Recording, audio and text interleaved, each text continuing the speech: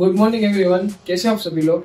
तो आज हम स्टॉक मार्केट के बारे में बेसिक नॉलेज लेंगे कि किस तरह मार्केट में हमें काम करना है और किस तरह हम प्रॉफिट जनरेट कर सकते हैं, उसका फंडामेंटल क्या है वो हम पूरी तरीके से आज वीडियो में बताने जाएंगे। किस तरह काम करता है स्टॉक मार्केट, शुरू से लेके एंड तक वीडियो को एंड तक देखते रहना, तो आपको पता चलेगा कि किस तरह स्टॉक मार्केट में हम प्रॉफिट जनरेट कर सकते हैं। वैसे भी आप सभी लोगों को एक बात बता दूं, स्टॉक मार्केट क्या होता है वो हम कैसे जान सकते हैं कि स्टॉक मार्केट में क्या करना है क्या नहीं करना है। जो कंपनी होती है वो पब्लिक से फंड रेज करती है। क्यों रेज करती है? वो फंड रेज करती है अपने प्रॉफिट बढ़ाने के लिए, ग्रोथ बढ़ाने के लिए। और वहां से जो प्रॉफिट में हम शेयर्स लेते हैं तो हम कंपनी के अमुक बहुत छोटे से भागीदार बन सकते हैं। हाँ जी हाँ, भागीदार बन सकते हैं आराम से। और कंपनी थोड़ी घाटे में जाती है तो हमारा भी लॉस होता है, और कंपनी ग्रोथ करती है तो हमारा प्रॉफिट होता है। यही सिंपल लॉजिक है। चलो गाइस, तो स्टॉक मार्केट स्टार्ट कैसे करें, ये हम कैसे जानेंगे कि किस तरह कौन से में ट्रेडिंग होता है या नहीं होता है। चलो हम जानेंगे। स्टॉक मार्केट में डीमेट अकाउंट होता है, ट्रेडिंग अकाउंट होता है और बैंक अकाउंट ऐड करना पड़ता है। और डीमेट अकाउंट होता है उसमें हम शेयर्स ले सकते हैं, और ट्रेडिंग अकाउंट होते हैं उसमें हम शेयर को बाय सेल कर सकते हैं। और बैंक अकाउंट जो हमें डालना होता है उसमें पैसा विड्रॉ या ऐड कर सकते हैं। और मार्केट में दो तरह के लोग होते हैं, पहले इन्वेस्टर और ट्रेडर्स। उन दोनों के बीच का हम फर्क समझते हैं। चलिए, जो इन्वेस्टर्स होते हैं वो कई सालों तक शेयर्स को होल्ड रख के कंपनी के ग्रोथ पे भरोसा करते हैं। और जो ट्रेडर्स है वो कुछ हफ्तों कुछ महीनों या एक दो दिन में प्रॉफिट निकाल के शेयर्स को सेल कर देते हैं। जो आप उसमें से कौन सा बनना चाहते हो आप पर डिसाइड है। अगर आप मार्केट में नए हो और बिगिनर्स हो तो आपको यह बात मैं बताने जा रहा हूँ कि आप पहले ट्रेडिंग सीधा स्टार्ट मत कीजिए, पहले इन्वेस्टिंग कीजिए। क्यों इन्वेस्टिंग कीजिए?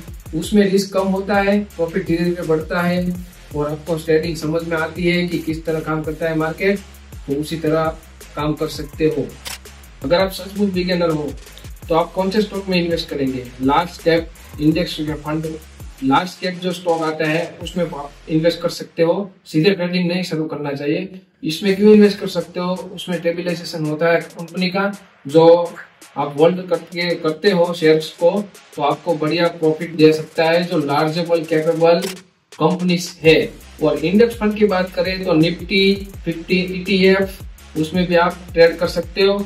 और तीसरा है म्यूचुअल फंड ब्लू चिप, उसमें भी आप इन्वेस्ट कर सकते हो। जो लंबे समय तक इन्वेस्ट में रखते हो तो इसमें प्रॉफिट भी अच्छा रिटर्न देखने को मिल सकता है। दोस्तों, मार्केट की 3 सबसे बड़ी गलतियां, जी हाँ 3 सबसे बड़ी गलतियां कौन सी हो सकती है ये आप जरूर नोट करके सुन लीजिए। मार्केट की 3 सबसे बड़ी गलतियां है। पहले तो जो टिप्स वगैरह होते हैं उनके ऊपर फोकस ना करें, टिप्स के ऊपर काम ना करें। क्योंकि उसमें आपका पैसा का खतरा हो सकता है, उसमें कंसिस्टेंटली प्रॉफिट नहीं रहता है। और दूसरा है मार्केट में डिसिप्लिन रहना बहुत जरूरी है। अगर मार्केट में डिसिप्लिन नहीं रहते हो और अगर फॉर्मो क्लियर नहीं होता है तो आपका फंड खतरे में हो सकता है। यही चीजों का आपको ध्यान रखना है। और तीसरी सबसे बड़ी गलती कौन सी है ये मैं बताने जा रहा हूँ। तीसरी बड़ी गलती है स्टॉक में पूरा का पूरा पैसा इन्वेस्ट ना करें। कंपनी का फंडामेंटल चेक करें, कंपनी ग्रोथ में ऑलरेडी चल रहा है।